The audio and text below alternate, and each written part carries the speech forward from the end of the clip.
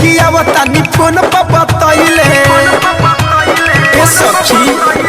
काले तो सैया जब गाड़ी जाके धइले कहले कि आवतानी फोन पर बतैले लागे 24 घंटा ट्रेन में पटना उतरी है साजे ए सखी जातानी बर्तन हम हाजे हमर पिया जी अवतारे आजे ए सखी जातानी बर्तन हम हाजे दिल्ली से पिया जी अवतारे आजे पिया जी अवतारे पिया जी अवतारे साउंड रिकॉर्डिंग स्टूडियो लालबिया पिया जी अवतारे आजे पिया जी अवतारे आजे जब से शादी भइले सैया न कइले खाना बनावल हमर हाथ के जातानी हम ऐसन बतावे खोई है हथवा चाट के ए सैया हां हां जब से शादी भइले सैया न कइले खाना बनावल हमर हाथ के जातानी हम ऐसन बनावे खोई है हथवा चाट के जाते खाए के मन कोई पर सावन मंगी है लाजे ए सखी जातानी बर्तन हम हाजे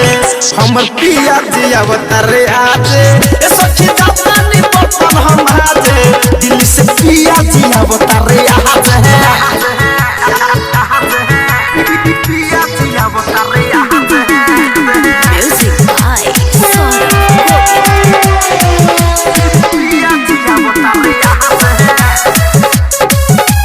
बर्तन हम हाजे DJ विकास रीगा सीतामढ़ी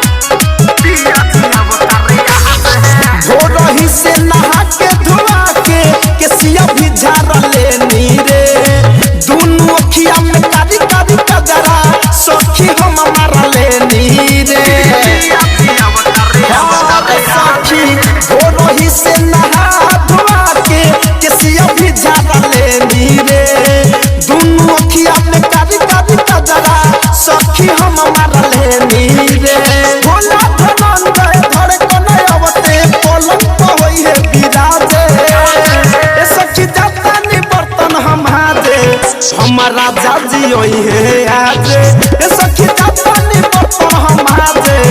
हमर पिया जी होई है आजे काले तो सैया जब गाड़ी जाके धइले कहले कि आवतानी फोन पर बतैले लागे 24 घंटा ट्रेन में पटना उतरी है साजे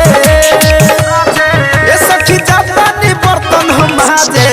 हमर पिया जी अवतारे आजे ए सखी जातानी बर्तन हम हाजे दिल्ली से पिया जी अवतारे आजे